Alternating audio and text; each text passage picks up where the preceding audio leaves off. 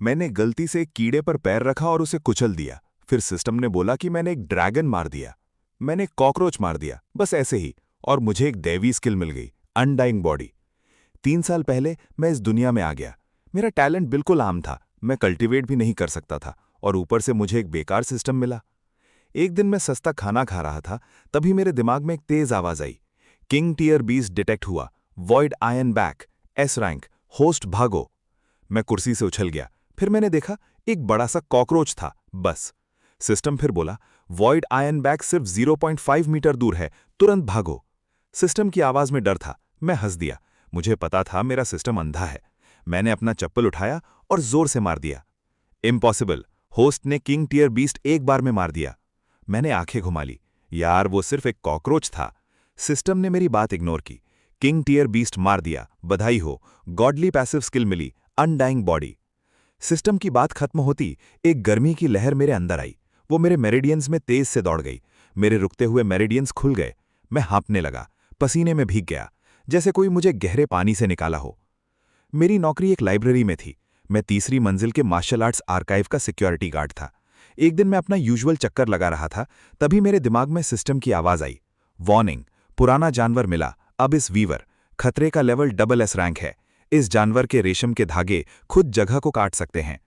System दुनिया खत्म होने जैसी आवाज निकाल रहा था। मेरे मुंह के कोने धीरे धीरे एक पागल सी मुस्कान में खिंच गए। मैंने अपनी बेल्ट से फ्लाई स्वॉटर निकाली और मैं कमरे के कोने में जले में लटका हुआ वो पर्पल डब्बे वाला मकड़ा। अब इस वीवर, हाँ, जगह काटता है सच में। मैं एक एक कदम रख के उस कोने की तरफ चला। वार्निंग, अब इस वीवर डार्क मैटर एनर्जी भर रहा है। वो अपना डेथ डोमेन खोलने वाला है। होस्ट भागो भागो। मैंने नाक चढ़ाई। अब जब मेरे पास अमर शरीर है तो डरने की क्या बात है। मैंने गहरी सांस ली, दोनों पैर जमीन पर ठोके, पूरी ताकत से फ्लाई स्वॉटर घुमाया और मकड़े पर पूरी जान लगा के मारा। बेचारे अब इस वीवर को चीख मारने का भी वक्त नहीं मिला। वो तुरंत गहरे पर्पल रंग पर दाग बन गया।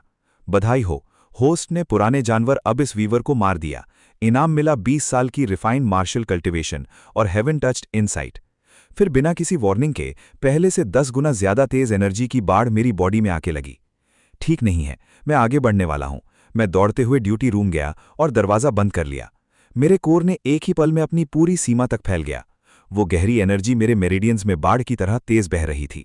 Early mortal tier, mid mortal tier, peak mortal tier और आखिर में स्पिरिट सोर्स मास्टर पर रुक गई। इस दुनिया में योद्धाओं की श्रेणी थी, mortal tier warriors, spirit source masters और ग्रैंड मास्टर्स। एक आम इंसान अपनी पूरी जिंदगी लगा दे और मॉर्टल टियर से आगे नहीं बढ़ सकता। 30 साल से पहले स्पिरिट सोर्स तक पहुंचना ये तो सिर्फ प्रोडिजी का काम था। हर बड़ा क्लैन ऐसे इंसान को लेना चाहता था, और मैं बस कुछ दिन में यहां पहुंच गया। एक कॉकरोच और एक स्पाइडर मारा और 30 साल का रास्ता कुछ घंटों में तय कर लिया। मैंने हाथ उठाया और अपनी हथेली देखा। सफेद एनर्जी की धारा उंगलियों के अराउंड घूम रही थी। हवाओं को काटते हुए एक हल्की सी आवाज आ रही थी, बिल्कुल ब्लेड जैसी। ये थी एक्सटर्नलाइज्ड एनर्जी, स्पिरिट सोर्स मास्टर की पहचान। मैंने जोर से थूक निगला। ये सिस्टम बिल्कुल टूटा हुआ है, लेकिन इनाम सच में जबरदस्त है। मैं धीरे से उठा। मेरा जिस्म पत्तों जैसा हल्का था, लेकिन अंदर एक बेहद ताकत का भंडार था। मैं अभी एक बैल को एक थप्पड़ से सुला सकता था, लेकिन नहीं, मुझे छुपा रहना था। एक सिक्योरिटी गार्ड अचानक स्पिरिट सोर्स मास्टर बन जाए, ये बात निकल जाए तो मैं किसी लाभ की मेज पर पहुंच जाऊंगा। तो उसी वक्त मैंने तय किया, छुपा रहो, अंधेरों में मजबूत बनो। फिर मैं लाइब्रेरी में घुस गया। हेवन टच्ड इनसाइट एक्टिव थी। तीसरे फ्लोर के कोने में एक अजीब नजारा था। सिक्योरिटी वर्दी में एक लड़का शेल्फ्स पलट रहा था जैसे पागल हो गया हो। 10 पेजेस पर सेकंड। हॉर्स स्टांस कैसे पकड़ें? सिस्टम बोला। बधाई हो, होस्ट ने आयन क्लैड स्टांस सीख लिया। एक्यूप्रेशर का परिचय। बधाई हो, होस्ट ने सोल सेवरिंग स्ट्राइक सीख लिया। बुजुर्गों के लिए ताइची। बधाई हो, होस्ट ने यिन यांग कन्वर्जन सीख लिया। Exercise illustrated guide. बधाई हो, होस्ट ने वायलेट अबिस आई सीख लिया। सिर्फ 2 घंटे में मैंने शेल्फ की 200 से ज्यादा बेसिक किताबें खत्म कर दी। 200 से ज्यादा मार्शल टेक्निक्स मेरे अंदर टकराईं और मेरी गहरी समझ की ताकत से सब एक बड़ी जाल में मिल गईं। तभी मुझे हल्की सी हलचल नोटिस हुई। खिड़की के पास एक नौजवान लड़की बैठी थी। उसके कपड़े सफेद सिल्क के ट्रेनिंग वाले थे। ये थी एरा, वनेट फैमिली की बड़ी बेटी, आयन बे से। उसने सिर्फ 18 साल में लेट मॉर्टल टियर तक पहुंच गई थी। आयन बे सिटी में उसे नंबर 1 जीनियस मानते थे। वो यहां लाइब्रेरी में अक्सर आती थी। लेकिन अभी ये ठंडी सी गॉडेस किसी मुश्किल में थी। उसकी भवें थोड़ी सी सिकुड़ी हुई थी। एक पुरानी किताब के ऊपर उसका हाथ रुका हुआ था। उसकी आंखों में हल्का सा गुस्सा दिखा। एक हरे रंग का मक्खा उसके सर के ऊपर चक्कर काट रहा था। उससे उसकी मौत की कोई परवाह नहीं थी। वो मक्खा लेफ्ट राइट भाग रहा था, जैसे कोई जादू हो। उसने एक बार उंगली से ब्लास्ट मारा, मक्खा आराम से बच गया। ये कौन सा जानवर है? जब वो अपनी एनर्जी लगाने वाली थी, एक आवाज आई। मक्खा भी अब लाइब्रेरी में आने लगा। क्या जमाना आ गया है। एरा ने ऊपर देखा। एक नौजवान सिक्योरिटी गार्ड ढीले यूनिफॉर्म में चला आ रहा था। उसके हाथ में एक पुराना मग था। और पास मत आओ, एरा ने ठंड से कहा। यह मक्खा बहुत तेज है, शायद कोई म्यूटेंट है, संभल के। मैंने जैसे सुना ही नहीं और चलता रहा। मेरे अंदर का सिस्टम पागल हो गया था। मैक्सिमम अलर्ट, मैक्सिमम अलर्ट, आगे कोई बहुत पावरफुल चीज है। मेरी नई इवॉल्व्ड डायनामिक विजन से मैं देख रहा था, वो मक्खी आरा को बिजली जैसी लगती होगी, लेकिन मुझे वो स्लो मोशन में दिख रही थी। वो ऐसे उड़ रही थी जैसे बाजार में घूम रही हो। अरे, तू मेरा शिकार रोक रहा है? मैं ये बोलते हुए आलर की मेज के पास गया। आलर की त्योरी चढ़ गई। वो इस बेपरवाह गार्ड को डांटने वाली थी, लेकिन अगली सेकंड वो रुक गई। उसने देखा मैं आराम से अपना दाहिना हाथ उठाता हूं, इंडेक्स और मिडिल उंगली साथ मिलाई और एक हल्की सी स्वाइप की हवा में, जैसे धूल साफ कर रहा हूं। एक बहुत हल्की सी स्नैप की आवाज आई। मक्खी खत्म, बिल्कुल कुछ नहीं बची, और बिना रुके मैं अपना मग लेकर चला गया, बिल्कुल बेपराह। आलर अपनी कुर्सी पर अकड़ी बैठी रही। उसका दिमाग वो एक पल बार बार रिप्ले करता रहा। क्या वो लेजेंडरी फिंगर स्वॉर्ड था? क्या ये गार्ड जो रोज काम पर सोता है एक महान स्वॉर्ड मास्टर है जो छुपता फिर रहा है? इधर मैं शेल्फ के पीछे चला गया। डिंग, किल कंफर्म हुआ। टारगेट मक्खी। बधाई हो, होस्ट को परफेक्ट टीयर मूवमेंट टेक्निक मिली, 9 स्टेप्स ऑफ द विंड। मैं अपना पानी थूकने वाला था। मैंने सिर्फ एक मक्खी मारी और सिस्टम ने मुझे 9 स्टेप्स ऑफ द विंड दे दिया। मेरे दिमाग में पैर चलाने का पूरा ज्ञान एकदम से भर गया। मेरे पैर अपने आप उस अनोखी ताल में हिलने लगे। अगली सेकंड में 10 मीटर दूर इमरजेंसी एग्जिट के पास खड़ा था। मुझे पता ही नहीं था मैं वहां कैसे पहुंचा। क्या ये टेलीपोर्टेशन है? मैंने पीछे देखा जहां मैं खड़ा था। जिंदगी और इंटरेस्टिंग होती जा रही है, लेकिन मुझे नहीं पता था कि एक असली मुसीबत आयन बे सिटी के नीचे छुप के पल रही थी। डिंग, होस्ट में पॉवर्टी कर्स मिला। क्वेस्ट दिया गया, सुअर के रैट किंग को मार। 1000, 1 लाख। मैंने ये सुन के सीधा पूछा, पहले ये क्यों नहीं बताया? मेरी आंखें एकदम तेज हो गईं। मैंने एक घिसा हुआ लोहे का कांटा उठाया। एक कदम में सीधा नीचे के अंधेरों में पहुंच गया। ये आयन बे सिटी के बड़े नाली सिस्टम का एक बड़ा रास्ता था। सुअर होने के बावजूद जगह काफी बड़ी थी। 2 ट्रक एक साथ आसानी से निकल सकते थे। दोनों तरफ गंदा पानी बह रहा था। बीच में एक पतली पैदल पाटी थी। 1000, 1 लाख। मैंने ये नंबर बार बार अपने आप से कहा। सीने में उठता डर और घिन को दबा रहा था इससे। तभी अंधेरों में 2 लाल रोशनियां जलीं। नहीं, रोशनियां नहीं, आंखें थीं। फिर धीरे धीरे और भी लाल चिंगारियां जलती गई। साथ में एक रूह कांपने वाली खरखराहट और चीख भी आई। फोन की टॉर्च से मुझे दिखा, रास्ते में चूहों ने रोक रखा था। चूहान, हर एक बिल्लियों जितना बड़ा, काला बाल खड़ा हुआ, पीले दांत चमक रहे थे, लाल आंखें खून की प्यास से जलती थीं। वो धीरे धीरे मेरे पास आते जा रहे थे। उनके गले में गहरा गुनगुनाहट था। मेरा दिल एक पल के लिए घिरा। ये चीज कितनी बड़ी है यार। इस बड़ी भीड़ को देख के मुझे पल भर के लिए घबराहट आई, लेकिन अगली पल याद आया मेरा अमर जिस्म है, और वो 1 लाख भी। आखिर में लालच ने डर को हरा दिया। आगे वाला बड़ा चूहान भांप गया मेरी बेपरवाही। उसने अपनी पिछली टांगों से टक्कर मारी और सीधा मेरे गले की तरफ लपट गया, काली बिजली की तरह, अंधाधुंध तेज। लेकिन मेरी नज़र में वो स्लो मोशन में था। मैंने अपना जिस्म भी नहीं हिलाया, बस लोहे का कांटा एक स्मूथ हाथ से ऊपर की तरफ उछाल दिया। चुप की आवाज के साथ वो चूहा हवा में था। जहरीला हुक सीधा उसके अंदर घुस गई। वो कबाब की तरह हुक से लटकने लगा। चूहे ने चिल्ला के हाथ पैर मारे, लेकिन हुक उसकी रीढ़ में फंस गई थी। जा तुझे। मैंने अपनी कलाई झटाकी। 5-6 पाउंड का वो चूहा सीधा दीवार से टकराया। वो वहां सिर्फ एक दाग बन गया। इस चीज ने पूरे झुंड को पागल कर दिया।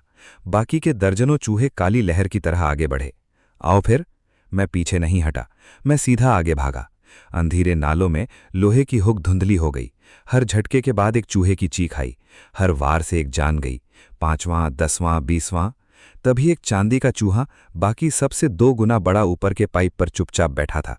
वो मुझ पर वार करने की तैयारी में था।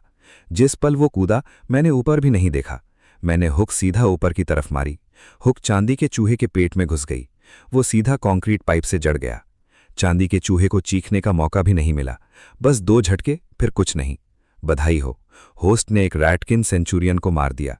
इनाम मिला, प्रोजेक्टाइल मास्टरी। अब इस पागल झुंड ने पहली बार कुछ नया महसूस किया, डर। उन्होंने जमीन पर बिखरे हुए लाशों को देखा, फिर इस खून में भीगे बंदे को देखा जिसकी आंखें अभी भी ठंडी थीं, और वो टूट गए। बचे हुए चूहे सारी दिशाओं में भाग गए। भागना मत, ये तो पैसा है।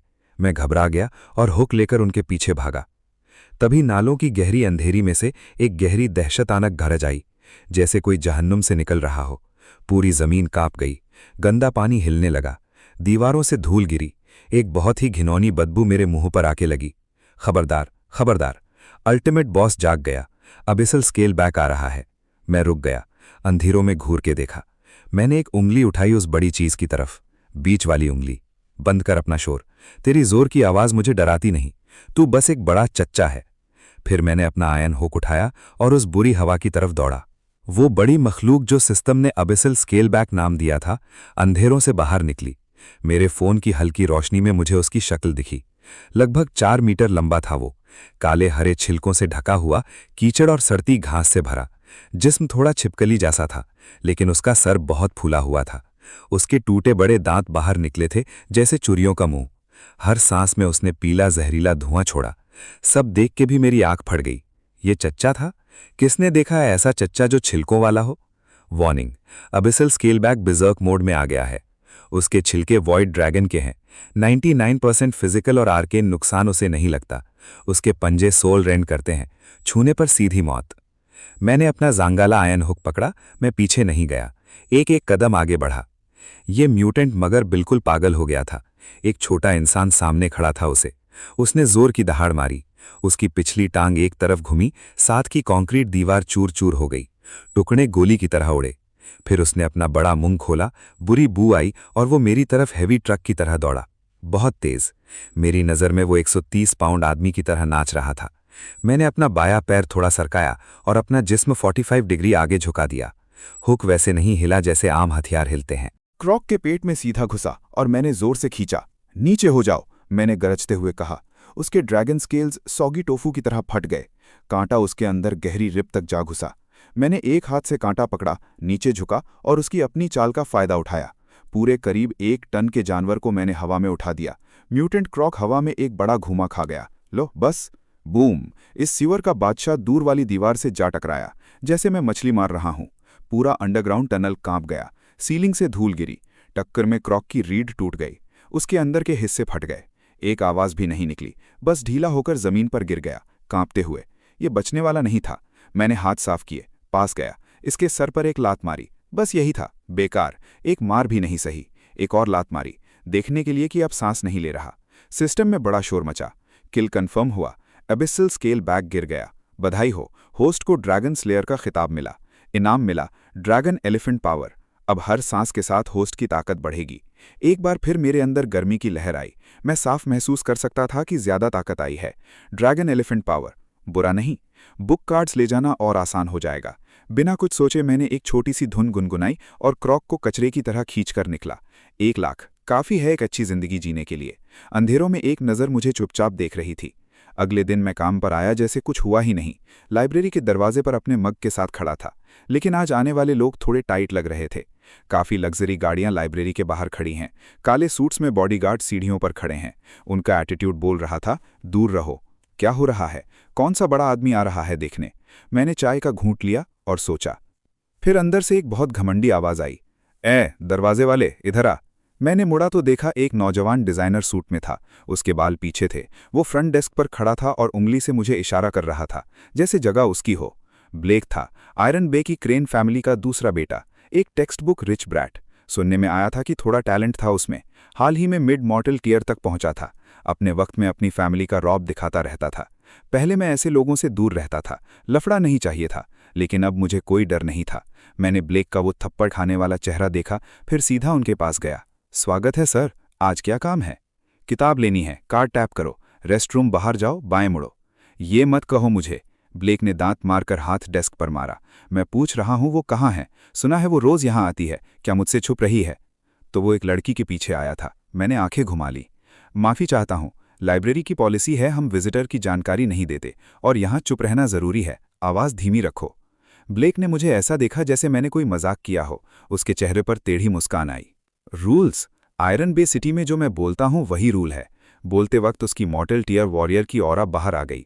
आसपास के लोग डर के पीछे हट गए। हाय राम, ब्लेक कुछ करने वाला है। वो गार्ड तो गया, उसकी टांगे टूटी समझो। लेकिन मैं बिल्कुल तूफान के बीच खड़ा था। मेरी आंखें तक नहीं फलकीं।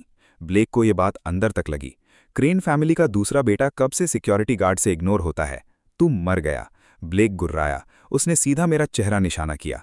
मैंने डॉज नहीं किया। मैंने अपनी बेल्ट से लाल प्लास्टिक फ्लाई स्वॉटर निकाली। स्मैक! ऐसी आवाज आई जो पूरे हॉल में गूंज गई। उसके बाएं गाल पर लाल ग्रिड जैसा निशान बन गया। फ्लाई स्वॉटर का तोहफा था वो। ब्लेक ने अपना चेहरा ढका और आंखें फाड़ कर मुझे देखा। चोट कम, शर्म ज्यादा। मैं तुझे मार दूंगा।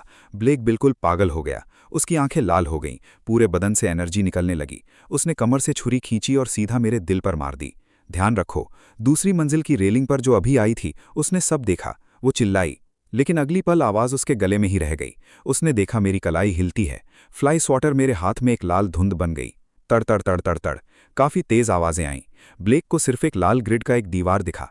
एक पल में उसके चेहरे, हाथ और बदन पर दर्जनों से ज्यादा बार लगी। छुरी जमीन पर गिर गई। ब्लेक भौरे जैसा घूमने लगा। पूरी 3 चक्कर घूमने के बाद उसके पैर जवाब दे गए। वो मेरे सामने धड़ से घुटने पर गिर गया। ब्लेक के आंसू थे, दर्द से नहीं, अपनी इज्जत लुट जाने की वजह से। मैंने फ्लाई स्वॉटर पर फूंक मारी, फिर उसे बेल्ट में रखा, मग उठाया और अपनी जगह वापस चला गया। पूरे हॉल के लोग मुझे अजीब नजरों से देख रहे थे। ब्लेक को उसके बॉडीगार्ड बुरे हाल में ले गए।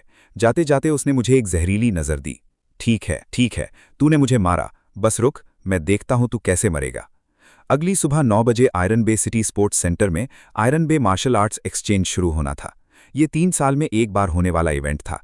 सिर्फ मार्शल आर्टिस्ट्स का मेला नहीं था, यहाँ बड़े घराने अपना इलाका और रिसोर्सेज के लिए लड़ते थे। मैं लाइब्रेरी के एग्जीबिशन बूथ के सामने खड़ा था। सिक्योरिटी यूनिफॉर्म पहना हुआ था। चेहरा ऐसा था जैसे जिंदगी में कुछ बचा ही नहीं। कल डायरेक्टर ने अचानक ओवरटाइम के लिए बुलाया था। बोला था ऑर्डर मेंटेन करना है, लेकिन काम सिर्फ बॉक्सेस उठाना था। लाइब्रेरी डायरेक्टर एक आधा गंजा, अधेड़ उम्र का आदमी था। पसीना बहा रहा था और रास्ते से गुजरने वालों को आवाज दे रहा था। लेकिन कोई भी योद्धा एक नज़र भी नहीं डालता था। इस दुनिया में ताकत ही सब कुछ है। बड़ी मुट्ठी वाला ही रूल बनाता है। कोई बोरिंग थियरी की किताब नहीं पढ़ना चाहता था। केविन, सपने देखना बंद कर, जा बफे एरिया से पानी ले आ। बफे एरिया सुना और मैं एकदम चेते हो गया। इसी एक वजह से मैंने ओवरटाइम एक्सेप्ट किया था। सुनने में आया था आज 5 स्टार होटल का ऑस्ट्रेलियन लॉबस्टर अनलिमिटेड मिलेगा। मैंने एक छोटी प्लेट में पहाड़ जितना खाना भरा, एक कोने में बैठ के सी फूड उड़ाने लगा। वीआईपी सेक्शन में अलारा बिल्कुल सीधी बैठी थी। उसके आसपास बड़े घरानों के नौजवान थे। सब एक दूसरे से ज्यादा खुशामद करने की कोशिश कर रहे थे। अरा, क्रेन फैमिली के पास इस इवेंट के लिए एक खास चीज है, ब्लेक ने कहा। उसका चेहरा अभी भी ठीक नहीं हुआ था। आंखों की सूजन छुपाने के लिए सनग्लासेस पहनी थी, लेकिन उसकी चमचागिरी बंद नहीं हुई थी। अलारा ने उसे बिल्कुल इग्नोर किया। उसकी नज़र भीड़ में कुछ ढूंढ रही थी। फिर उसकी आंखें चमकी। उसने मुझे कोने में देखा। मैं सी फूड उड़ा रहा था। सीनियर सच में आ गए। ब्लेक भी उस तरफ देखा और मुझे देखा। डैम इट, ये गार्ड यहां कैसे घुस आया? पुरानी दुश्मनी और नई गुस्सा एक साथ आया। अलारा, उस घटिया आदमी पर अपनी नजर मत डालो। कोई दरबान बेदर्द खाने के लिए घुस आया।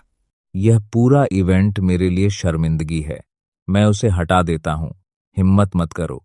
ऑल उसी तरफ घूम गया। उसकी नजर एक ब्लेड जैसी ठंडी थी।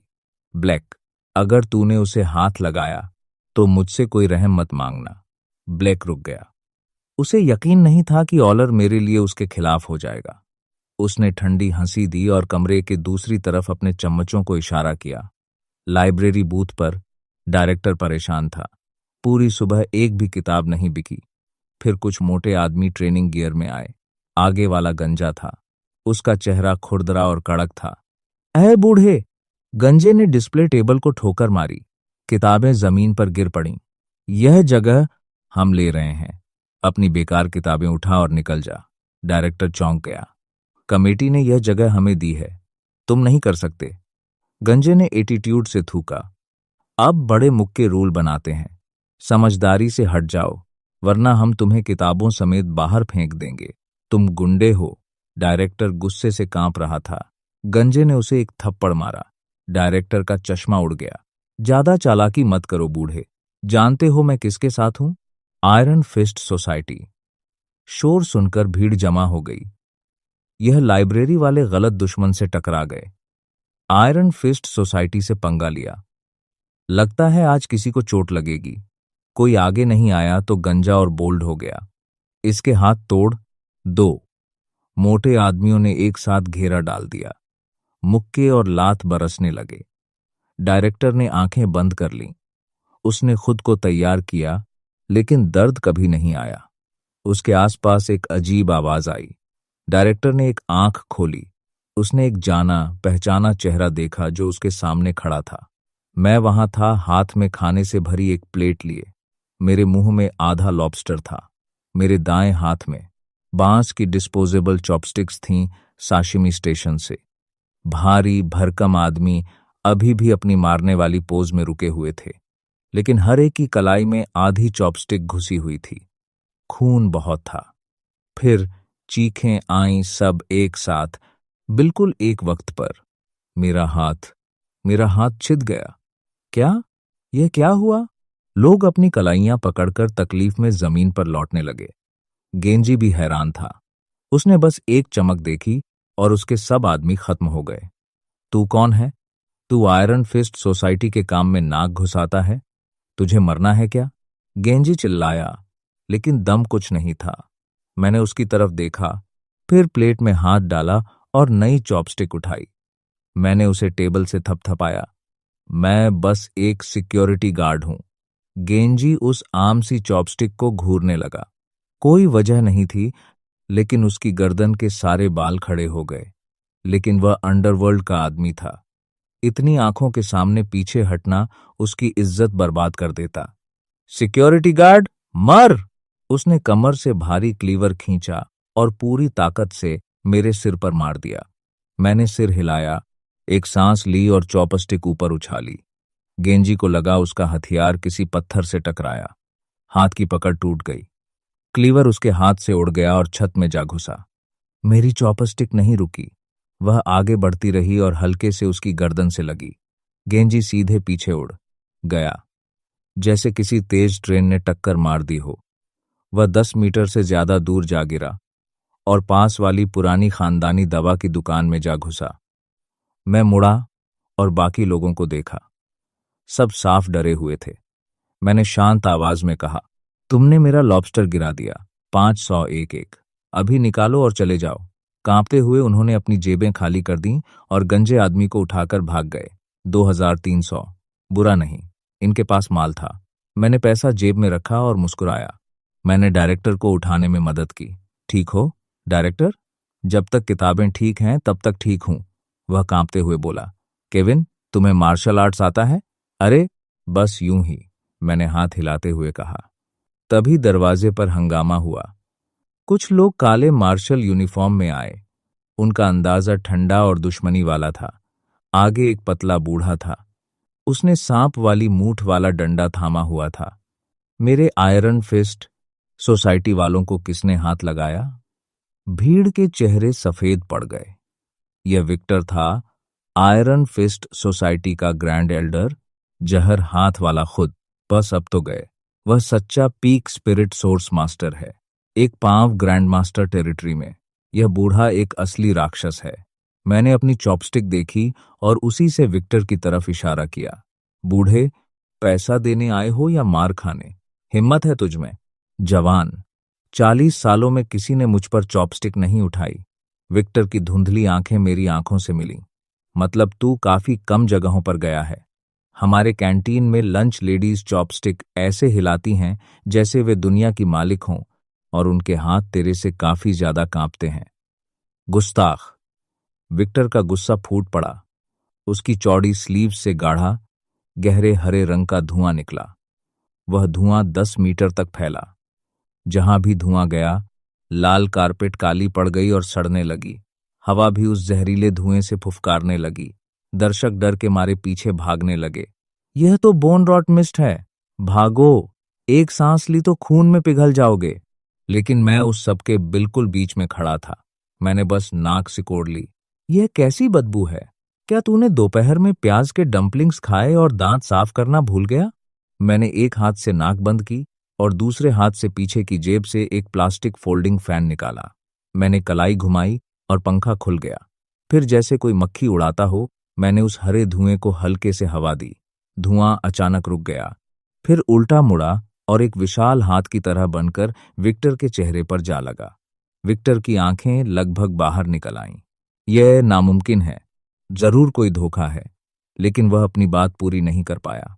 उसका अपना जहर उसके चेहरे पर सीधा लगा। उसका गला जलने लगा और चेहरा बीमार हरे रंग का हो गया। देखा, मैंने कहा था यह चीज बुरी है। विक्टर ने खतरनाक हंसी हंसी और अपना सांप वाला डंडा जमीन में दे मारा। डंडा फट गया और उसमें से 2 चमकदार लाल सांप बिजली की तरह निकले। Twin Flame Vipers! यह उसका असली ट्रम्प कार्ड था। उसने उन्हें 30 साल तक अपनी जीवन शक्ति से पाला था। जाओ, उसे मार डालो! दोनों लाल सांप हवा में अजीब चक्कर काटते हुए मेरी तरफ बढ़े, एक दाएं से एक बाएं से। दोनों सीधे मेरी गर्दन की नसों की तरफ आए। मैंने 2 लाल नूडल्स को अपनी तरफ आते देखा। मैं 1 सेकंड के लिए रुक गया। बाज जैसी किस्म की ईल्स थीं। मैंने कैजुअली अपना बायां हाथ उठाया। वो डिस्पोजेबल चॉपस्टिक्स जिन्हें मैंने अभी तक रखा नहीं था, दोनों सांपों की कमजोर जगह पर बिल्कुल सीधे बंद हो गईं। दोनों सांप बुरी तरह तड़पने लगे। उनकी पूंछें तेजी से फड़फड़ाने लगीं और वे काटने की कोशिश करने लगे, लेकिन उन पतली बांस की चॉपस्टिक्स के नीचे वे जैसे वहीं जड़ हो गए थे। विक्टर बिल्कुल हैरान रह गया। उसके खास साथी जो स्टील को काट सकते थे, एक जोड़ी चॉपस्टिक्स से लोच मछली की तरह लटके हुए थे। उन्हें छोड़ दो! विक्टर चिल्लाया, उसकी आवाज टूट रही थी। मैंने चॉपस्टिक्स पर लटके सांपों को गौर से देखा। ये तो थोड़े दुबले हैं बुद्धा, तुमने अपनी ईल्स ठीक से नहीं पाली, इन पर ज्यादा मांस ही नहीं है। एक हाथ से चॉपस्टिक्स घुमाते हुए मैंने दोनों तड़पते सांपों को किसी जादू की ट्रिक की तरह आपस में मिला दिया और एक गांठ बांध दी। फिर पूरी चीज को एक सुंदर लाल बो की शक्ल दे दी। ये तुम्हारे लिए तोहफा है। मैंने अपनी कलाई झटकी। वह बो, जो 2 जहरीले सांपों से बनी थी, विक्टर की तरफ उड़ गई और सीधे उसके हाथों में जा गिरी। विक्टर ने अपने प्यारे सांपों को पकड़ा। उन्हें देखते ही उसकी आंखें फैल गईं। उनकी आंखें उलट चुकी थीं, जुबानें बाहर निकली हुई थीं। वह खुद को रोक नहीं पाया और मुंह से खून उगल दिया। मैं तुझे अपने साथ ले जाऊंगा, वह दहाड़ा। उसकी सारी ऊर्जा उसके अंदर उल्टी दिशा में दौड़ने लगी। उसका शरीर गुब्बारे की तरह फूलने लगा और उसकी त्वचा डरावने नीले काले रंग की हो गई। वह खुद को विस्फोटित करने वाला था। भीड़ डर के मारे चीख उठी। एक स्पिरिट सोर्स मास्टर का आत्मविस्फोट एक छोटी मिसाइल जितनी ताकत रखता था। विक्टर के फटने से 1 सेकंड पहले मेरा माथा सिकुड़ गया।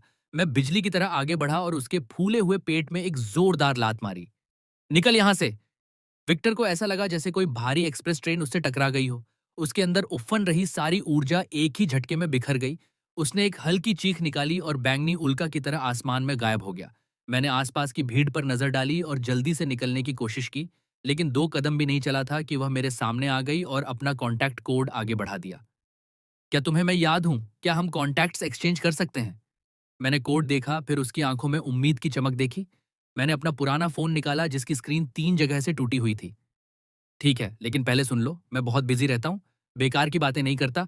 अगर तुम मुझसे काम के लिए बात करना चाहती हो, जैसे कॉकरोच हटवाना या नाली साफ करवाना, तो फीस लगेगी। ओल ऐसे मुस्कुराई जैसे उसे कोई खजाना मिल गया हो। बिल्कुल, तुम्हारे शेड्यूल के हिसाब से मैं फीस जरूर ठीक रखूंगी। आयरन बे सिटी में क्रेन फैमिली की हवेली के नीचे बने कमरे में माहौल बेहद भारी था। ब्लैक जमीन पर घुटनों के बल बैठा था। उसके पास विक्टर पड़ा था जिसकी हर हड्डी टूटी हुई थी और उसका इलाज चल रहा था। कमरे के सिरहाने एक अधेड़ उम्र का आदमी बैठा था जिसके शरीर से खतरे की आभा निकल रही थी। ड्रेक, क्रेन फैमिली का मुखिया, एक सच्चा ग्रैंड मास्टर। तो तुम मुझे बता रहे हो कि एक सिक्योरिटी गार्ड ने कागज के पंखे से जहरीली धुंध हटा दी, 2 फ्लेम वाइपर्स को चॉपस्टिक्स से बांध दिया और फिर तुम्हें आसमान में उड़ा दिया? ड्रेक की आवाज शांत थी, लेकिन उसके भीतर का गुस्सा कमरे में मौजूद हर कोई महसूस कर सकता था। जी मेरे सरदार, विक्टर ने कमजोर आवाज में कहा। वह आदमी कुछ अलग ही है। उसके लड़ने का कोई तय तरीका नहीं है। सब सड़क छाप गुंडों वाले मूव्स लगते हैं, लेकिन उनकी ताकत बेहद डरावनी है। ड्रेक ने ठंडी सांस छोड़ी। उसके हाथ में पकड़ा चाय का प्याला चूर चूर हो गया। वह जो भी हो, जो भी क्रेन फैमिली से टकराता है, ज्यादा दिन जिंदा नहीं रहता। ड्रेक की आंखों में बर्फ जैसी चमक उभरी। उसने एक सैटेलाइट फोन निकाला और एक एनक्रिप्टेड नंबर डायल किया। शैडो गिल्ड, मेरे पास एक कॉन्ट्रैक्ट है। इनाम 100 मिलियन। लक्ष्य है केविन, आयरन बे सिटी पब्लिक लाइब्रेरी का सिक्योरिटी गार्ड। जैसे ही एक 100 मिलियन की बाउंटी जारी हुई, पूरा अंडरवर्ल्ड हिल गया। एक सिक्योरिटी गार्ड के लिए 100 मिलियन। हर असैसिन के दिमाग में यही ख्याल आया, ये तो सीधा पैसा है। लेकिन मुझे कुछ पता नहीं था। अगली सुबह मैं हमेशा की तरह काम पर पहुंच गया। तब तक कम से कम 20 टॉप असैसिन लाइब्रेरी में घुस चुके थे। कोई रीडर बना हुआ था, कोई सफाईकर्मी, कोई डिलीवरी मैन। पूरी बिल्डिंग में वे फैल चुके थे। उनका किल नेट इतना टाइट था कि उसमें कोई गैप नहीं था। टारगेट लॉबी में पहुंच गया है। टीम ए रीडर बने रहो, डायवर्जन के लिए तैयार रहो। टीम बी अफरा तफरी में क्लोज रेंज किल करो। टीम सी बाहर निकलने के रास्ते बंद कर दो, कोई भागने न पाए। यह मिशन कमांडर की ठंडी आवाज थी जो ईयर पीस में गूंज रही थी। इस ऑपरेशन का कमांडर फैंटम था, असैसिन बोर्ड पर तीसरे नंबर का हत्यारा। वह सफेद बालों वाले बूढ़े का भेष बनाकर लॉबी के सोफे पर बैठा था और हाथ में अखबार पकड़े हुए था। मुझे कुछ भी अजीब नहीं लगा। मैं गर्म पानी के स्टेशन की तरफ गया ताकि अपना मग भर सकूं। एक और बेकार दिन शुरू होने वाला था। फिर मैं उस बूढ़े के पास से गुजरा और सिस्टम अचानक बोला, डिंग, चेतावनी, छद्मवेशी कीड़ा मिला। लक्ष्य, स्टिक इंसेक्ट ह्यूमनॉइड वेरिएंट। ये कीड़ा छिपने में माहिर है। बाहर से साधारण बूढ़ा दिखता है, लेकिन अंदर जहरीली तलवारें छिपाए हुए हैं। मैं रुक गया। मैंने उस आदमी को देखा जो अखबार पढ़ रहा था। उसके शरीर का हर मसल तनाव में था। सर, आपका अखबार उल्टा है। फैंटम जम गया। वह अपने मिशन पर इतना केंद्रित था कि उसने ध्यान ही नहीं दिया कि अखबार उल्टा था। हाँ हाँ हाँ, तेज नजर है यंग मैन, उसने बनावटी हंसी के साथ कहा। उसी समय उसका हाथ धीरे धीरे आस्तीन में छिपे जहरीले डार्ट की तरफ खिसक रहा था। मैंने सिर हिलाया। फिर एक झटके में उसकी कलाई पकड़ ली। मेरी आंखें बुरी नहीं हैं, लेकिन मेरी नाक उससे भी बेहतर है। तुमसे किलिंग इंटेंट बहुत ज्यादा आ रही है। फैंटम का चेहरा तुरंत बदल गया। उसने हाथ छुड़ाने की कोशिश की, लेकिन मेरी पकड़ लोहे की तरह उसकी नस पर जमी रही। सब लोग आ जाओ, हम पकड़े गए। फैंटम चिल्लाया और अपना भेष छोड़ दिया। शांत लॉबी अचानक अफरा तफरी में बदल गई। हर तरफ बैठे रीडर्स ने अपने भेष उतार दिए। किताबों के अंदर से छुरियां, बंदूकें और थ्रोइंग स्टार्स निकल आए। पौधे साफ करने वाली औरत ने अपने पोछे के डंडे के अंदर से लंबी तलवार निकाल ली। दरवाजे पर खड़े डिलीवरी मैन ने भी अपने थर्मल बॉक्स में हाथ डाला और एक छोटी सबमशीन गन निकाल ली। उसे मार डालो, बाउंटी हम सब में बांट लेंगे। 20 से ज्यादा एलीट असैसिन मेरी तरफ दौड़ पड़े। असली लाइब्रेरी वाले डर के मारे चीखते हुए इधर उधर भागने लगे। मैंने बस सोचा, गर्मी आते ही ये जगह भर जाती है। मेरे लिए ये कोई असैसिन एम्बुश नहीं था, बस म्यूटेंट कीड़े थे जो मेरी तरफ टूट पड़े थे। खतरनाक कीड़े, कुल 23 मिले जुले पेस्ट हैं। लाइब्रेरी की सफाई के लिए इन्हें खत्म करना चाहिए। मैंने अपना पुराना एनामेल मग देखा जिसमें अभी भी 100 डिग्री का उबलता पानी भरा था। सबको सुबह की चाय पिलाता हूँ। मैंने कलाई घुमाई। उबलता पानी फूलों की पंखुड़ियों की तरह चारों तरफ बिखरता हुआ उड़ गया। यह कोई आम पानी नहीं था। बम में फ्लेम कंट्रोल और स्पिरिट सोर्स एनर्जी थी। मग से निकली हर बूंद जलती हुई गोली बन गई। सामने से 6 असैसिन दौड़ते हुए आए, लेकिन उनके चेहरों पर आग की बारिश पड़ गई। आह, मेरी आंखें, मेरा चेहरा, क्या ये लावा है? वे दर्द से चीखते हुए जमीन पर गिर पड़े और अपना चेहरा नोचने लगे। लेकिन मामला यहीं खत्म नहीं हुआ। मैंने खाली मग को फेंक दिया और अपनी बेल्ट से एक लाल प्लास्टिक फ्लाई स्वेटर निकाल लिया। मैंने पहले भी कहा था, लाइब्रेरी में शोर नहीं करना चाहिए। स्वेटर हवा में घूमा। धड़ाम, एक असैसिन अपनी बंदूक उठाने ही वाला था कि स्वेटर उसकी कलाई पर पड़ा। बंदूक हवा में उड़ गई और उसकी हड्डियां टूट गईं। अगले 2 मिनट तक लाइब्रेरी की लॉबी पूरी तरह मेरे नियंत्रण में थी। मैं भीड़ के बीच किसी भूत की तरह घूम रहा था, स्विंग, चॉप, स्वीप, हर वार अपनी चरम जन्मजात शक्ति के साथ। $2 का यह प्लास्टिक स्वेटर किसी भी दैवी हथियार से ज्यादा खतरनाक साबित हो रहा था। जिस भी असैसिन को मैं मारता, उसके चेहरे पर लाल जाली जैसा निशान छप जाता। फिर वह हवा में उछलकर दूर जा गिरता। कोई झूमर में अटक जाता तो कोई किताबों की अलमारी में धंस जाता। आखिर में केवल फैंटम बचा था, वही आदमी जिसने ये सब शुरू किया था। अब तक वह डर के मारे जमीन पर गिर चुका था। उसकी विग उतर गई थी और उसका चमकता हुआ गंजा सिर दिखाई दे रहा था। उसने अपनी कराहती हुई टीम को देखा और कांपती आवाज में पूछा, तुम आखिर हो क्या, इंसान या भूत? मैं उसके सामने जाकर खड़ा हो गया। मैंने पहले ही कहा था कि मैं एक सिक्योरिटी गार्ड हूं। तुम उम्र में बड़े हो, इसलिए तुम्हें नहीं मारूंगा, लेकिन मैंने टूटे हुए फर्नीचर और बिखरे हुए सजावटी सामान की तरफ इशारा किया। इन सब का पैसा तुम्हें भरना होगा। हाँ हाँ, मैं भरूंगा, सब भरूंगा। फैंटम लगभग रो पड़ा। उसने जल्दी से एक काला कार्ड निकाला। इस अकाउंट में 50 मिलियन है, क्या इतना काफी होगा? 50 मिलियन? मेरी आंखें चमक उठीं। मैंने बिना एक सेकंड गंवाए कार्ड जेब में डाल लिया। मैं अभी इन कीड़ों को बाहर फेंकने ही वाला था कि अचानक एक तीखी एयर रेड सायरन पूरे शहर में गूंज उठी। उसकी आवाज पूरे बे सिटी में फैल गई। लाइब्रेरी का इंटरकॉम चालू हुआ और एक घबराई हुई महिला की आवाज सुनाई दी। Emergency broadcast, emergency broadcast. Bay city में सर्वोच्च रेड अलर्ट घोषित किया जाता है। कुछ मिनट पहले वेस्टर्न डिस्ट्रिक्ट के ऊपर एक विशाल डायमेंशनल रिफ्ट खुल गई है। इसकी चौड़ाई 10 किलोमीटर से अधिक है। यह कोई अभ्यास नहीं है, यह कोई अभ्यास नहीं है। टाइड आ चुका है। लाइब्रेरी की खिड़कियों के बाहर साफ नीला आसमान गहरे लाल रंग में बदल गया। विशाल दरार से अनगिनत काले बिंदु निकलकर पूरे आकाश में फैल गए, जैसे टिड्डियों का झुंड सूरज को ढक ले। इस बार यह सिस्टम की गलती नहीं थी और न ही मेरा भ्रम। टाइड सचमुच आ चुका था। लोग घबराकर भागने लगे। सब खत्म हो गया। शहर बर्बाद हो गया। मेरे आसपास हर कोई जान बचाने के लिए दौड़ रहा था, लेकिन मैं शांत कदमों से लाइब्रेरी की विशाल कांच की खिड़की की ओर बढ़ा। डिंग। एक बड़ी पारिस्थितिक घुसपैठ का पता चला। लक्ष्य, म्यूटेंट गौरैया के झुंड, आवारा कुत्ते, आवारा बिल्लियां और चिड़ियाघर से भागे हुए कई जानवर। मैंने बाहर देखा। सड़क के बीचों बीच एक ट्रक जितना विशाल सिंह खड़ा था। उसका पूरा शरीर जीवित अग्नि से ढका हुआ था। वह सामने की इमारत से टकराकर उसे तोड़ रहा था। फिर मैंने उसके ऊपर तैरता हुआ सिस्टम टैग देखा। विशाल, चिड़चिड़ा, अदरकिया, टेडी बियर। मैंने सिर खुजलाया और लंबी सांस ली। आजकल आवारा जानवर अच्छा खाना खा रहे हैं। देखो तो कितना मोटा हो गया है। मैंने दरवाजा खोला और लाल धुंध तथा विनाश की गंध के बीच बाहर कदम रखा। मेरे होठों पर हल्की मुस्कान उभर आई। आसमान की दरार लगातार बड़ी होती जा रही थी। लाल रोशनी पूरी दुनिया को निगल रही थी। हर तरह के राक्षसी जीव उस दरार से नीचे गिर रहे थे, जैसे किसी बर्तन में पकौड़ियां गिर रही हों। कुछ के विशाल पंख थे, कुछ तेजाब उगल रहे थे और कुछ कवच पहने हुए थे जो रास्ते में आने वाली हर चीज को कुचलते चले जा रहे थे। शहर की सेना पहले से ही मोर्चा संभाले हुए थी। टैंक लगातार गोलाबारी कर रहे थे, लेकिन ट्रक जितना विशाल व इन्फर्नो लायन एक कुचले हुए टैंक के ऊपर खड़ा होकर गर्जना कर रहा था। उसकी सांस से निकली आग पूरी सड़क को पिघलाकर लावा की नदी में बदल रही थी। कमांड वाहन के अंदर गैरिसन कमांडर लियोन रेडियो पर चिल्लाया, हम इसे रोक नहीं सकते। सभी यूनिट पीछे हटो। दूसरी रक्षात्मक पंक्ति की ओर जाओ। उसकी आंखें लाल थीं और उसकी आवाज में निराशा साफ झलक रही थी। उसने गुस्से में अपनी मुट्ठी कंसोल पर दे मारी। क्या यही बेसिटी का अंत था? मैं धीरे धीरे लाइब्रेरी से बाहर निकला।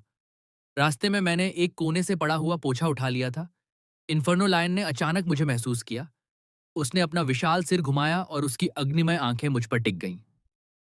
एक बीस्ट किंग होने के कारण उसकी बुद्धि असाधारण थी।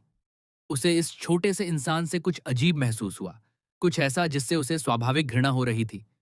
वह भयंकर गर्जना करते हुए सैनिकों का पीछा छोड़कर मेरी ओर मुड़ा। चारों पंजों से उछलकर वह काले और लाल रंग की धारा बन गया। उसकी गति इतनी भयानक थी कि मानो पूरा शहर चकनाचूर हो जाए। भागो! अरे सिक्योरिटी गार्ड भागो! लोग चीखने लगे, लेकिन मैं नहीं भागा। मैंने बस उसे हल्की झुंझलाहट से देखा और कहा, किसका पालतू जानवर खुला घूम रहा है? जब वह मुझसे केवल 3 मीटर दूर रह गया और उसका विशाल जबड़ा मुझे निगलने के लिए खुल गया, तब मैंने बस अपनी तर्जनी उंगली होंठों पर रखी। फिर पूरी ताकत से एक शब्द बोला, बैठो। जो हुआ वह किसी ने कभी कल्पना भी नहीं की थी। भयानक रक्त पिपासु ट्रिपल बीस्ट किंग अचानक हवा में ही जम गया। उसकी आंखों का उन्माद पल भर में उलझन में बदल गया। मैं आगे बढ़ा और उसकी काली नाक पर जोर से थपकी मारी। धप! विशाल इन्फर्नो लायन से एक दबी हुई कराह निकली, बिल्कुल वैसे जैसे डांटा हुआ पिल्ला रोता है। उसके शरीर की सारी आग बुझ गई और सबकी स्तब्ध आंखों के सामने वह वास्तव में बैठ गया। सामने के पंजे सीधे, जीभ बाहर और ऊपर मेरी तरफ देखता हुआ, जैसे कोई इनाम मांग रहा हो। लियोन और उसके सैनिक स्तब्ध रह गए। सिर्फ एक शब्द से बीस्ट किंग को वश में कर लिया गया था। मैंने जेब से टिश्यू निकाला और घृणा भरे चेहरे के साथ उसके थूक को पोंछा। फिर उसकी नाक की ओर इशारा करते हुए कहा, अपने आप को देखो, पूरी नाक राख से काली हो गई है। यहीं बैठे रहो। हिले तो टांगें तोड़ दूंगा। इन्फर्नो लायन ने तुरंत सिर हिलाया। लियोन कुछ अधिकारियों को लेकर कांपते कदमों से आगे आया। उसने एकदम सीधा सलाम ठोका। सीनियर, हमें बचाने के लिए धन्यवाद। आपका नाम क्या है? मैं खून से लथपथ सैनिकों की भीड़ देखकर थोड़ा असहज हो गया। एक कदम पीछे हटकर मैंने अपनी छाती पर लगा बैज दिखाया। मेरा नाम केविन है। मैं लाइब्रेरी का सिक्योरिटी गार्ड हूं। लियोन और बाकी अधिकारी वहीं जम गए। एक ऐसा आदमी जिसने नंगे हाथों से ट्रिपल बीस्ट किंग को काबू कर लिया और वह खुद को सिर्फ एक लाइब्रेरी सिक्योरिटी गार्ड बता रहा था। लियोन के चेहरे पर अजीब सी मुस्कान उभरी। उसे पूरा यकीन था कि यह कोई महान विशेषज्ञ है जो अपनी पहचान छिपा रहा है, लेकिन सामने खड़ा आदमी बस शांत भाव से अपना पोछा कंधे पर रखे खड़ा था। जमीन कांप रही थी। धरती फट गई। कुछ इमारतें सीधे नीचे धंस गईं। शहर के बीचों बीच बनी रिफ्ट से एक विशाल हाथ बाहर निकला, जो काले बालों से ढका हुआ था। उसकी हथेलियां आधे फुटबॉल मैदान जितनी बड़ी थीं और उसके नाखून काले मीनारों जैसे दिखाई दे रहे थे। फिर एक पहाड़ जितना बड़ा सिर डायमेंशनल बैरियर को तोड़कर हमारी दुनिया में घुस आया। वह एक बंदर था, एक असली टाइटन बंदर। उसकी ऊंचाई 100 मीटर से भी ज्यादा थी। उसकी मांसपेशियां चट्टानों की तरह उभरी हुई थीं और उसकी आंखें 2 लाल चांद जैसी चमक रही थीं। खतरा, खतरा, अत्यधिक स्तर का खतरा पाया गया। लक्ष्य, टाइटन बंदर, विश्व विनाशक श्रेणी का दुश्मन। होस्ट के जीवित बचने की संभावना अत्यंत कम है। तुरंत पीछे हटें। लियोन उस टाइटन बंदर को ऊपर देखकर स्तब्ध रह गया। वह राक्षस ऐसा लग रहा था मानो पूरे आसमान को ढक लेगा। उसकी बंदूक उसकी उंगलियों से फिसलकर जमीन पर गिर गई। उसके चेहरे पर निराशा साफ झलक रही थी। सब खत्म हो गया। ये तो देवता जैसी शक्ति वाला दानव है। इसके सामने कोई इंसान नहीं टिक सकता। टाइटन बंदर ने एक भयानक दहाड़ लगाई। उसकी आवाज की लहर से आसपास की सारी खिड़कियां चकनाचूर हो गईं। उसने अपना एक पैर उठाया और लाइब्रेरी की दिशा में पटकने के लिए नीचे लाया। उसकी परछाई जमीन पर छा गई। आसपास मौजूद लोगों ने अपनी आंखें बंद कर लीं और मौत का इंतजार करने लगे। लेकिन मैं अब भी ऊपर देख रहा था। यार, मैंने धीरे से कहा। सबकी डरी हुई नजरों के सामने मैंने अपने घुटने मोड़े और एक मजबूत मुद्रा में खड़ा हो गया। सिस्टम, ज्यादा बातें मत कर, मुझे सब कुछ दे। वो ड्रैगन एलिफेंट फोर्स जो तूने दी थी, हर एक ऑन्स ताकत, सब कुछ मैक्सिमम पर। डिंग। 20 साल की आयु जला दी गई। शक्ति 1000% बढ़ गई। मैंने गहरी सांस ली। मेरे भीतर की शक्ति किसी विस्फोटक ज्वालामुखी की तरह फट पड़ी। मेरी त्वचा पर सुनहरी रोशनी दौड़ गई। ऐसा लग रहा था मानो ड्रैगन और हाथियों की गूंजती हुई आवाजें मेरे भीतर से आ रही हों। चलो शुरू करते हैं। टाइटन का पैर अभी भी जमीन से लगभग 10 मीटर ऊपर था। मैं सुनहरे गोले की तरह जमीन से उछला। रास्ते में सड़क किनारे फूलों की क्यारी से एक बड़ा पत्थर उठा लिया। तो तू गोरिल्ला है, लोगों को रौंदना पसंद है? ले, ये ले सभ्यता का चेक। जो भी ये दृश्य देख रहा था उसके लिए ये पल जीवन भर की कहानी बनने वाला था। एक भयंकर धमाका हुआ। सुनहरी रोशनी आसमान में काली शक्ति से टकराई और फिर कुछ ऐसा हुआ कि सबको अपनी आंखों पर यकीन नहीं हुआ। 100 मीटर ऊंचा टाइटन बंदर दर्द से चीख उठा। पत्थर उसके पैर के तलवे में घुस गया। झटके से उसका संतुलन बिगड़ गया और उसका विशाल शरीर पीछे की ओर गिर पड़ा। धड़ाम! टाइटन बंदर अपनी पीठ के बल जमीन पर गिरा। उसके पीछे की चट्टानें चूर चूर हो गईं। धूल का विशाल बादल आसमान तक उठ गया। मैं वापस नीचे उतरा और एक टूटे हुए पत्थर पर खड़ा हो गया। लियोन ने जोर से निगला और अपने पास खड़ी आरा की तरफ मुड़ा। आरा, क्या यह सच में सिर्फ एक सिक्योरिटी गार्ड है? आरा ने धीरे से सांस छोड़ी। नहीं, यह एक भगवान है। लेकिन टाइटन बंदर हार मानने के लिए तैयार नहीं था। टूटे हुए पत्थरों के बीच से उसने ऐसी दहाड़ लगाई जिसने आसमान तक हिला दिया। उसकी चट्टानों जैसी मांसपेशियां और फूल गईं। काली दानवी शक्ति ज्वालामुखी की तरह उसके शरीर से फूटने लगी। उसकी लाल आंखें मुझ पर टिक गईं। उसने दोनों हाथ जमीन पर दे मारे। पूरा इलाका एक झटके में आधा मीटर नीचे धंस गया। एक भारी गुरुत्वाकर्षण क्षेत्र चारों तरफ फैल गया। मैंने अपनी गर्दन घुमाई और पैरों को हिलाया। अचानक इतना भारी क्यों लग रहा है? क्या मैंने कल रात ज्यादा खा लिया था? लगता है वजन बढ़ गया। टाइटन ऐप की आंखें लगभग बाहर निकल आईं। उसकी ग्रेविटी वॉइड तकनीक ने अनगिनत ग्रैंड मास्टर्स को कुचल दिया था। लेकिन इस इंसान की प्रतिक्रिया सिर्फ अपने बढ़े हुए वजन की शिकायत करना थी। विश्वास न करते हुए टाइटन ऐप फिर खड़ा हो गया। उसने अपनी विशाल मुट्ठियां उठाईं जो पहाड़ों को भी तोड़ सकती थीं और पूरी ताकत से मेरी तरफ हमला कर दिया। मैंने माथा सिकोड़ लिया। अभी भी समझ नहीं आया? वो तो सिर्फ चेतावनी थी। अब जो होगा उसके लिए मुझे दोष मत देना। मैं झुका और अपने पैरों से नीली प्लास्टिक की चप्पल उतार ली। साइज 42, बधाई हो होस्ट, आपने परम कर्मिक आर्टिफैक्ट अनलॉक कर लिया है। स्माइटिंग की चप्पल। विशेषताएं: 100% चेहरे पर वार की सटीकता और पूर्ण रक्षा भेदन। अब नीचे आ। मैंने चप्पल एक हाथ में पकड़ी और एक धुंधली रेखा की तरह गायब हो गया। टाइटन ऐप की मुक्कों की बारिश के बीच मैं बिना किसी मुश्किल के घूमता रहा। हर वार से बच गया। फिर मैं ऊपर उठा और उसके विशाल चेहरे तक पहुंच गया। धड़ाक! चप्पल उसकी बाईं गाल पर जा लगी। टाइटन ऐप दर्द से चीख उठा। उस एक वार ने उसकी सारी इज्जत छीन ली। ये लाइब्रेरी के फर्श के लिए। धड़ाक! ये उन पौधों और फूलों के लिए जिन्हें तूने कुचला। धड़ाक! और ये सिर्फ इसलिए क्योंकि तू बहुत बदसूरत है। मेरे हाथ में पकड़ी चप्पल एक धुंधली रेखा बन गई। हर वार के साथ काला खून हवा में उड़ने लगा। कुछ मिनट पहले जो टाइटन ऐप पूरे बे सिटी को नष्ट करने वाला था, वही अब जमीन पर बच्चे की तरह सिकुड़कर पड़ा था, दोनों हाथ सिर पर रखे हुए मानो माफी मांग रहा हो। बे सिटी के ऊपर कुछ न्यूज ड्रोन अब भी उड़ रहे थे। ये पूरा दृश्य उपग्रहों के जरिए दुनिया भर में लाइव प्रसारित हो रहा था। अरबों लोग अपनी स्क्रीन पर स्तब्ध होकर ये सब देख रहे थे। स्क्रीन पर सिर्फ खंडहरों से भरा युद्ध क्षेत्र दिखाई दे रहा था। धुएं के बीच 100 मीटर ऊंचा राक्षस घुटनों के बल कांप रहा था और उसके सिर पर एक छोटा सा इंसान खड़ा था, हाथ में नीली चप्पल, मार भी रहा था, डांट भी रहा था। कुछ क्षणों के लिए कमेंट फीड पूरी तरह रुक गई, फिर अचानक विस्फोट की तरह भर गई। भाई, ये कौन सा हथियार है? क्या ये कोई प्राचीन नीला आर्टिफैक्ट है? आर्टिफैक्ट मेरे पैर, ये तो चप्पल है। $2 में मिलती है, फ्री शिपिंग के साथ। क्या यही पूर्वी शक्ति का रहस्य है? चप्पल वाले जिंदाबाद। युद्ध भूमि पर लौटते हुए मैं आखिरकार थक गया। मैंने हाथ नीचे किया। अपना पैर टाइटन बंदर के सिर पर पहुंचा और उसकी ओर देखा। अब हो गया? टाइटन बंदर ने इतनी तेजी से सिर हिलाया जैसे जैक हैमर चल रहा हो। उस विशाल प्राणी को देखकर मेरे सिर में दर्द होने लगा। तभी मुझे एक पुराना उपन्यास याद आया। ए बड़े बंदर, तू बंदर ही है ना? बंदर छोटे भी हो सकते हैं, अपने आप को छोटा कर। मैंने उंगली से इशारा किया। हथेली जितना छोटा। टाइटन के चेहरे पर डर छा गया। मैंने एक भौं उठाई और नीली चप्पल फिर से ऊपर कर दी। टाइटन कांप उठा।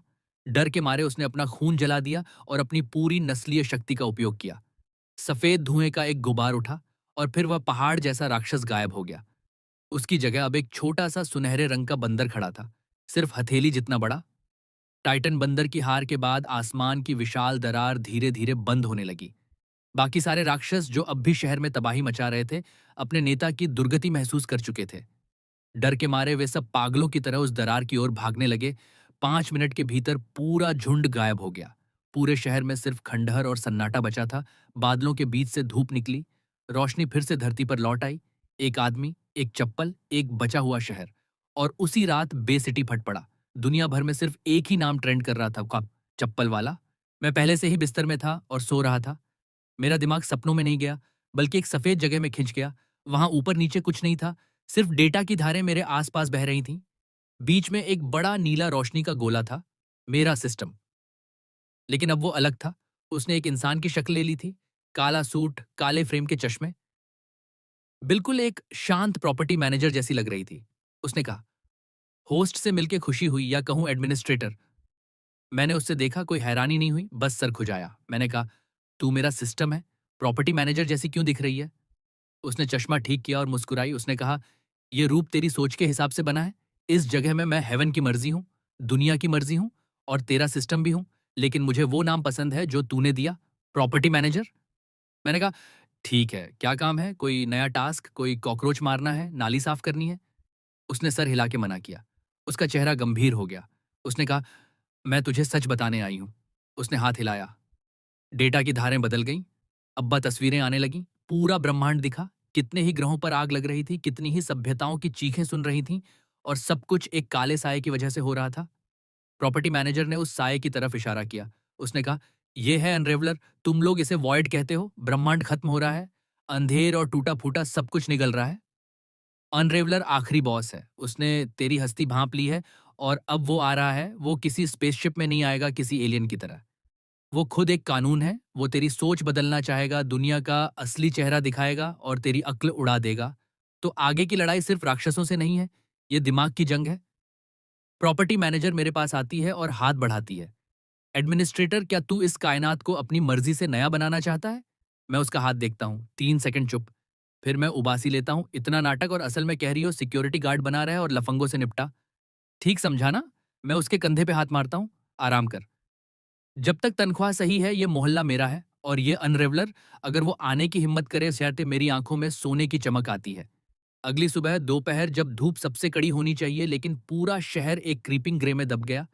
आसमान वैसे दिखता है जैसे पुराने टीवी पर सिग्नल चला गया हो। एक कड़कती भुनभुनाती आवाज सबके कानों, इमारतों और पेड़ों में घुस जाती है। सड़क पर लोगों के किनारे भी ब्लरी और पिक्सलेट होने लगते हैं। एक अनबुझी उलटी का एहसास सबके सीने में उठता है, कुछ डायमेंशनल सा चक्कर। लाइब्रेरी की छत पर लियोन अपने हाथ में बाइनोकुलर्स देखता है, जो बार बार अपनी शेप बदल रहे हैं। उसका चेहरा कागज की तरह सफेद है। फिजिक्स के कानून फेल हो रहे हैं। ग्रेविटी बदल रही है, रोशनी धीमी पड़ रही है। कोई चीज ऊपर की डायमेंशन से हमारी दुनिया को फॉर्मेट कर रहा है। अली अपनी तलवार पकड़ती है, लेकिन वो तलवार जो लोहे को कपड़े की तरह काटती थी, अब एक लिम्प नूडल की तरह झुक गई है। ये शून्य है। ऑल की आवाज कांप रही थी। उसने कहा, मुझे कोई स्पिरिचुअल एनर्जी नहीं फील हो रही। कोई किलिंग इंटेंट नहीं, कुछ भी नहीं। बस एक पूरा खाली शून्य, जैसे सब चीजों का मतलब मिट रहा हो। फिर उस स्टैटिक से भरी आसमानी में एक ब्लैक होल फट गया। वो ज्यादा बड़ा नहीं था, लेकिन जैसे ही वो आया, रोशनी, आवाज और वक्त भी उसमें खिंचने लगे। फिर उस ब्लैक होल से एक चीज बाहर आई। वो एक ऐसा डर था जिसे बयान नहीं किया जा सकता। कोई पूरी शक्ल नहीं थी उसकी, बस काली परछाइयों का एक भड़कता घूमता हुआ ढेर था। वो चलते वक्त अपने आसपास की जगह खा जाता था। उसकी एक अरब आंखें थीं, और हर आंख में एक तबाहशुदा यूनिवर्स दिख रहा था। उसकी आवाजें कई मुरे हुए आत्माओं की चीख थी। जो भी सुन लेता वो तुरंत मर जाता। वो था अनरेवर, कॉस्मिक हीट डेथ का जीता जागता रूप। वो फाइनल बॉस जो सब कुछ खा जाता है। एक नजर में आदमी पागल हो जाता, रूह मिट जाती, नीचे जमीन पर कई कमजोर लोगों ने अपना चेहरा नोचना शुरू कर दिया। उनकी आंखों से खून बह रहा था। वो बेकार बकवास बोल रहे थे। दुनिया का अंत सच में आ गया था। लेकिन बे सिटी के किनारे पर मैं अभी अभी नींद से उठा था, आंखें मल रहा था, चिड़चिड़ा और ऊंगा सा था। बैल्कनी का दरवाजा धकेला। इतना शोर क्यों है? इस वक्त कंस्ट्रक्शन कौन करा रहा है? कभी खत्म होगा भी? ये करर करर और भान भान क्या है? क्या कोई दीवार में ड्रिल कर रहा है या लोहा घिस रहा है? मैंने उबासी ली और आसमानी की तरफ देखा। प्रॉपर्टी मैनेजर के पावरफुल परसेप्शन फिल्टर की वजह से मुझे कोई काली परछाइयां नहीं दिखीं, कोई अरब आंखें नहीं दिखीं। मुझे सिर्फ एक मच्छर दिखा। एक बहुत बड़ा, बिल्कुल काला, बेहद्दा बदसूरत मच्छर। वो धब्बे वाला किस्म था। उसकी सूखने वाली नाली से कुछ टपक रहा था। वो हवा में झूल रहा था और अपने अगले पांव आपस में रगड़ रहा था। इसकी घुनघुनाहट पागल कर देती है। जो चीज मुझे बिल्कुल बर्दाश्त नहीं वो ये है, काले धूल के छोटे बादल इस मच्छर से उड़ते हैं और बिट बाय बिट मेरे ताजे धुले कपड़ों पे बैठ जाते हैं। मेरे ताजे धुले कपड़ों पे, मेरे दिमाग में वो काले कान मच्छर की पॉटी हैं। ये बिल्कुल बर्दाश्त नहीं होगा। अगर पहले सिर्फ आवारा कुत्ते प्रॉब्लम थे, तो इस मच्छर ने मेरी सफाई की लकीर पार कर ली। System warning. System warning. मेरे दिमाग में मैकेनिकल आवाज आने लगी, टूट टूट के, जैसे बफर हो रही हो। ज्यादा इंटरफेरेंस है। Final boss. अनरेवलर उतर रहा है। टारगेट एक पूरे इलाके का इंटेलिजेंस सप्रेशन फील्ड छोड़ रहा है। सिस्टम फायरवॉल ओवरलोड हो रहा है। परसेप्शन फिल्टर टूट रहा है। वार्निंग। होस्ट सच्ची हकीकत देख सकता है। अगर सच्ची हकीकत दिख जाए तो आंखें बंद करो। सीधा मत देखो, सोचो मत। जैसे सिस्टम अलार्म बजा, मेरी नजर अचानक धुंधली हो गई। उसी पल मच्छर घूम गया और बदल गया। वो इतना काला वॉर्टेक्स बन गया कि डर खुद ब खुद दिल में घुस गया। वॉर्टेक्स के अंदर एक बहुत बड़ा चेहरा झांका, जो कई मरे हुए तारों के टुकड़ों से बना था। मेरा दिल सिमट गया। एक आदिवासी कंप मेरे हर एक नर्व से गुजरी। यह मौत का जीव विवैज्ञानिक डर था, शुद्ध खालीपन का डर। क्या? ये क्या है? मैंने धीरे से कहा। मेरे हाथ पैर ठंडे हो गए। क्या ये वही सच है जिसके बारे में सिस्टम ने मुझे खबरदार किया था? क्या मैं हमेशा से एक डरावनी धोखे में जी रहा था? मेरी आंखों में डर देख के अनरेवलर संतुष्टि से धक धक करने लगा। इंसान, तू आखिरकार जाग गया। इस दुनिया को देख। यह हमेशा से एक धोखा था। सिर्फ अंधेरे का कोई अंत नहीं। झुक जा, मेरे साथ मिल जा, शून्य का हिस्सा बन जा। शून्य एक अनंत सेडक्टिव खींच लेके आता था, मेरे दिमाग की हर दीवार तोड़ने की कोशिश करता था। वो पल खत्म हो गया, लेकिन मैंने अपना सिर जोर से हिलाया। मैंने अपने आप को थप्पड़ मारा। उठ, मैं अभी सोने भी नहीं गया था। मैंने गहरी सांस ली। मेरी आंखें फिर से सख्त हो गईं, पहले से ज्यादा। इस ऑब्लिवियन को वॉइड करो, मेरे टर्फ पे गॉड मत बनो। केविन की नजर में कोई वॉइड नहीं है, सिर्फ वो गंदगी है जो अभी साफ नहीं हुई। जैसे ही वो वर्ड्स मेरे मुंह से निकले, एक अनदेखी ताकत मुझसे फूटी। ये है एक पक्के वर्ल्ड व्यू की ताकत। मेरी मटीरियलिस्ट सोच इतनी गहरी थी कि उसने रियलिटी को ही मोड़ा। आसमान में वो भयानक वॉर्टेक्स एक अनदेखे हाथ ने पकड़ लिया और उसे निचोड़ के वापस शेप में कर दिया। काला धुआं साफ हो गया। वो डरावना चेहरा चला गया। वो फिर से एक मच्छर था, अपनी टांगें रगड़ रहा था और पहले से ज्यादा साफ दिख रहा था। मैं उसकी पंखों की हर नस देख सकता था। डिंग। परसेप्शन पूरी तरह वापस। अचीवमेंट अनलॉक हुआ। आइडियलिज्म का टर्मिनेटर। तूने यूनिवर्स के सबसे बड़े डर को एक खून पीने वाले कीड़े में बदल दिया।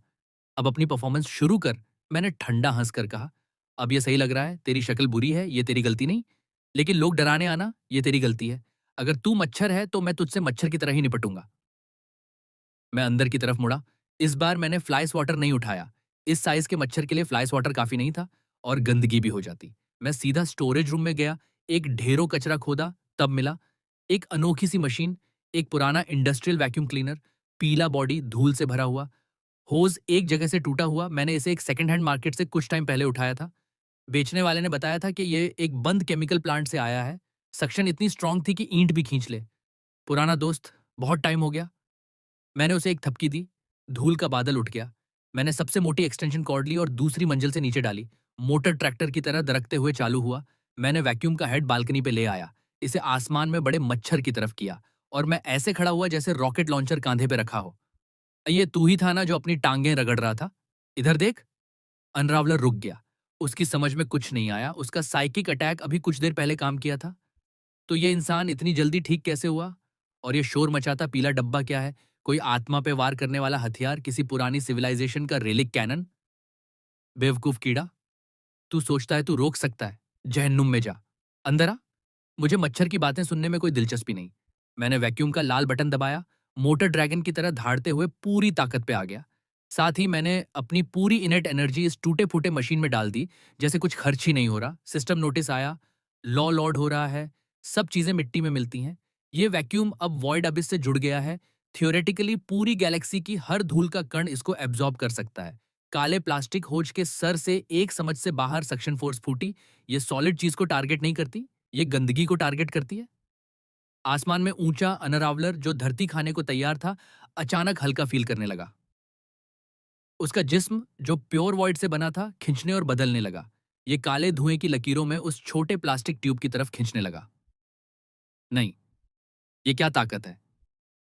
ये लॉ लेवल एब्जॉर्प्शन है। क्या तू कोई पुराना भगवान है जो तारे निगलता है? पुराना भगवान? छोड़ यार, ये एक भाई पावर्ड मोटर है। मैंने होज को दोनों हाथों से पकड़ा। वो बहुत हिल रही थी। मेरे चप्पल फ्लोर पे मुश्किल से टिके थे।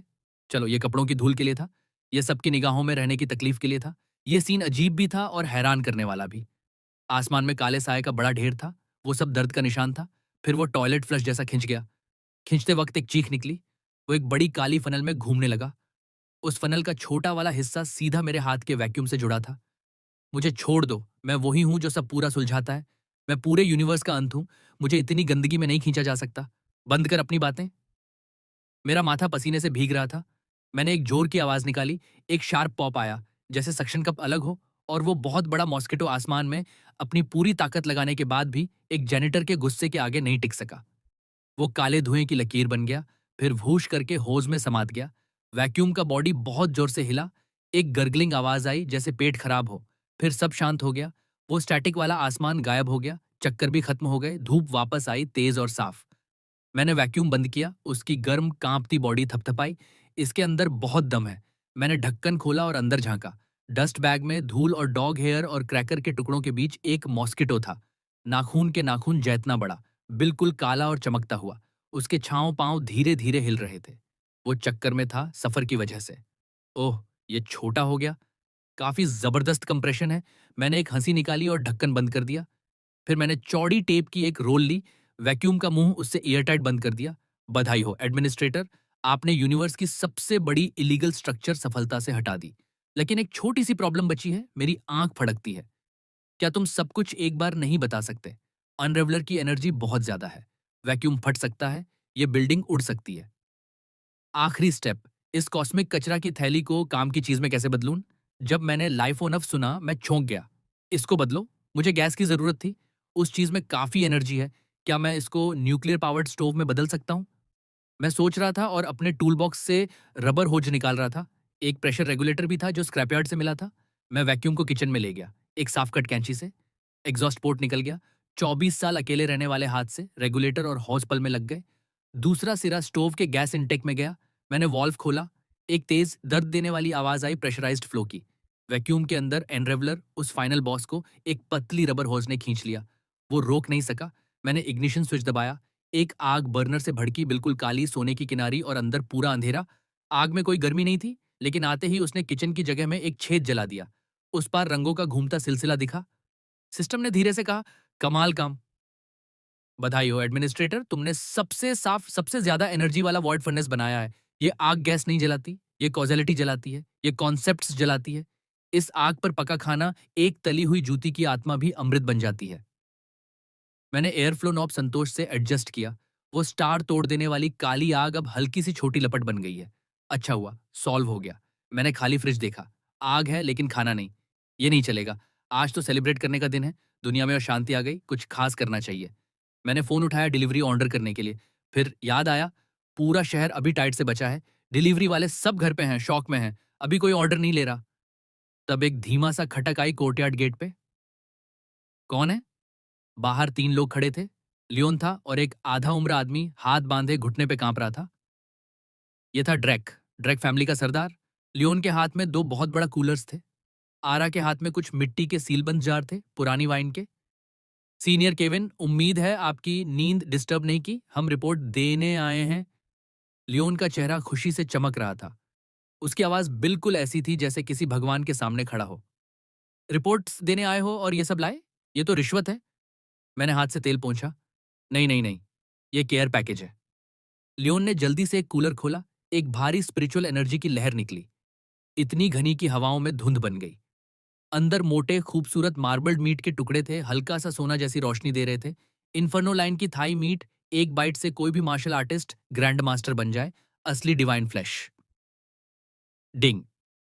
प्रीमियम इंग्रेडिएंट मिला, triple S grade wagyu, divine beast edition. Source मेहरबानी करने वाले पड़ोसी। तैयारी का तरीका रेड ब्रेज या हॉट पॉट। मार्बलिंग अच्छा है, क्लियरली ग्रेन फेड। ठीक है, अगर केयर पैकेज है तो मैं ले लेता हूँ, गैस का ऑर्डर भी अभी आया है। हॉट पॉट सोच रहा था, अब जो तुम आ ही गए हो तो जाना मत, साथ खाओ। साथ खाओ सुनते ही लियोन और आरा दोनों फ्रीज हो गए। उनकी आंखों में खुशी रुक रुक के चमक रही थी। एक जिंदा भगवान के साथ घर का खाना, क्या मौका था। दोनों लोग वहां ही घुटनों पर गिरने वाले थे। ड्रेक जो पहले से घुटनों पर था, राख जैसी रंग का हो गया। ये कौन है? ये अभी तक घुटनों पर क्यों है? ओहो, ये इंग्रेडिएंट्स देने आया है। जब उसने सुना कि सीनियर हॉटपॉट गैदरिंग कर रहे हैं तो वो अपने घर की एक 100 साल पुरानी 9 लाइफ हर्ब लाया। ऑल ने ड्रैक को ठंडी और सीधी नजर से देखा। ड्रैक बेवकूफ नहीं था। उसने बार बार जमीन पर सर झुकाया। हाँ, हाँ, मैं सिर्फ इंग्रेडिएंट्स देने आया हूँ। सीनियर, मुझसे गलती हुई। मैं कसम खाता हूँ कभी कचरा नहीं फेंकूंगा।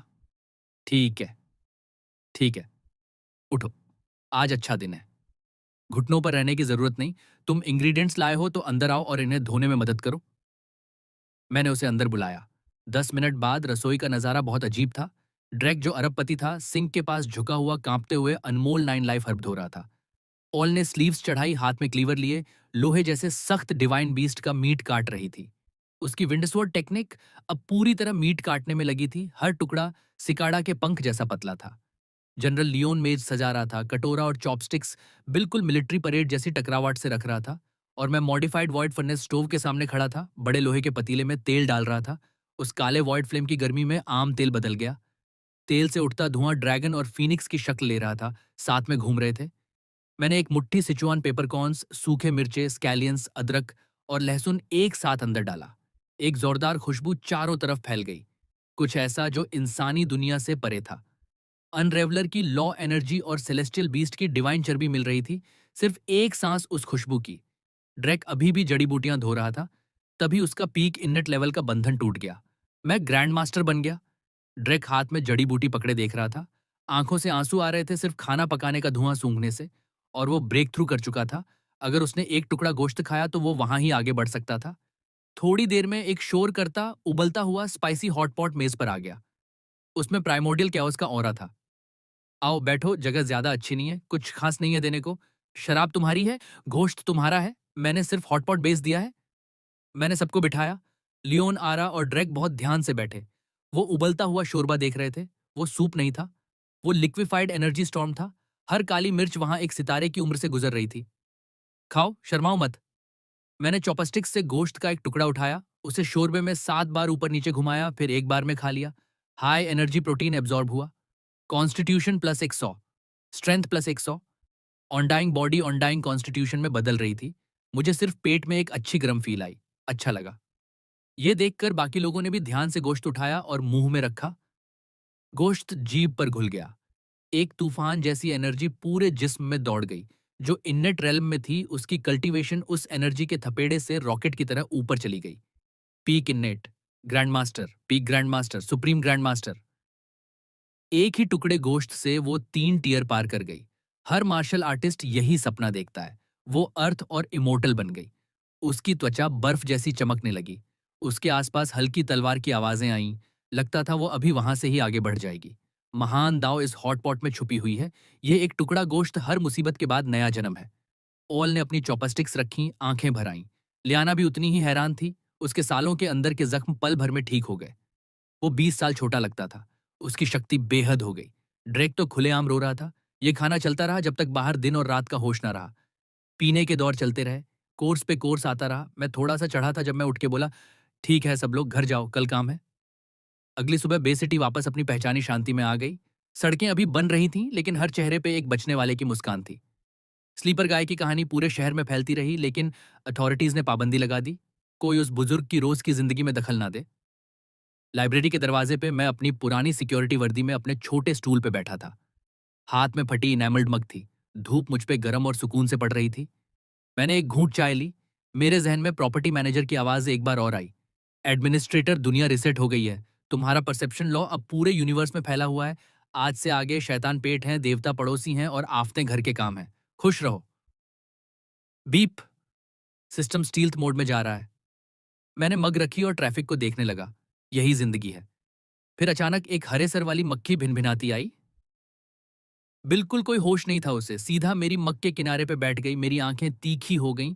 वो पहचाना एहसास, एक गॉड टियर सफाई करने वाले का एहसास वापस जगने लगा। मैंने धीरे धीरे हाथ में पकड़ा मक्खी मारने वाला उठाया। हिम्मत वाली कीड़ा।